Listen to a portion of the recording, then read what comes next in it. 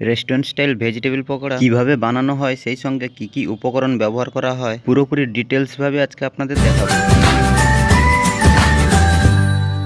Vegetable pakora বানাতে যে সমস্ত উপকরণগুলি ব্যবহার করা হয়ে থাকে তা হচ্ছে বাঁধাকপি, গাজর, green peas, American corn, spicy অনুযায়ী গ্রিন চিলি, কোরিয়েন্ডার লিভস,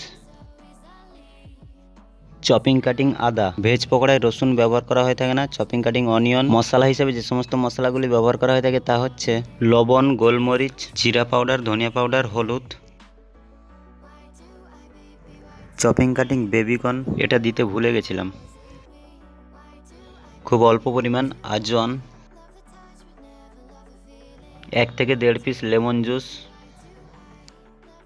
সমস্ত মশলা ও ভেজিটেবলগুলি ব্যবহার করা কমপ্লিট হয়ে গেছে। এবার এটিকে মিক্স করে পকোড়া বানাতে হবে, যার জন্য এটিকে মিক্স করে নেওয়ার পর ব্যবহার করে নিচ্ছি বেসন ও কর্নফ্লাওয়ার 1:1 অনুপাতে।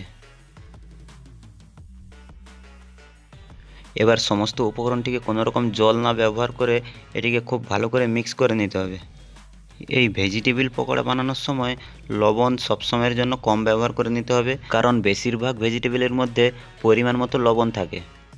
দেখুন, ভেজিটেবল পকোড়াগুলিকে এইভাবে মিক্স করে নিতে হবে। এই রকম সমস্ত ভেজিটেবল পকোড়াগুলিকে গোল গোল করে সমান মাপে কেটে নিতে হবে। এই ভেজিটেবল পকোড়াগুলি ফ্রাই করার সময় কিছু কিছু ট্রিক্স মেনটেন করতে হবে। পকোড়াগুলিকে সম্পূর্ণ ঠান্ডা তেলের মধ্যে ছাড়তে হবে, পরে আস্তে আস্তে করে হিট বাড়াতে হবে। ভেজিটেবল পকোড়াগুলিকে দুটো স্টেপে ফ্রাই করতে হবে। প্রথম স্টেপে হালকা ফ্রাই করে নেওয়ার পর তুলে নিতে হবে। তুলে নেওয়ার পর এগুলিকে এইভাবে চ্যাপ্টা করে নিতে হবে, যার ফলে ভেজিটেবল পকোড়াগুলি ফ্রাই করার সময় সম্পূর্ণভাবে ফ্রাই হয়ে যায়, সেই সঙ্গে কাঁচা থাকার কোনো সম্ভাবনা থাকে না। আর প্রথমে স্লো হিটে ফ্রাই করে শেষের দিকে হিট বাড়িয়ে ফ্রাই করা কমপ্লিট করে নিতে হবে, যার ফলে ভেজিটেবল পকোড়াগুলির বাইরে কালার ভালো থাকে, সেই সঙ্গে ভেজিটেবলগুলি কাঁচা থাকার কোনো সম্ভাবনা থাকে না। পকোড়ার বাইরে ও ভিতরে সমানভাবে ফ্রাই করে নেওয়া সম্ভব হয়। পকোড়াগুলিকে তেল থেকে তুলে নেওয়ার পর এইভাবে কাত করে রাখতে হবে, যার ফলে পকোড়া থেকে তেল খুব দ্রুত বাইরে বেরিয়ে যায়।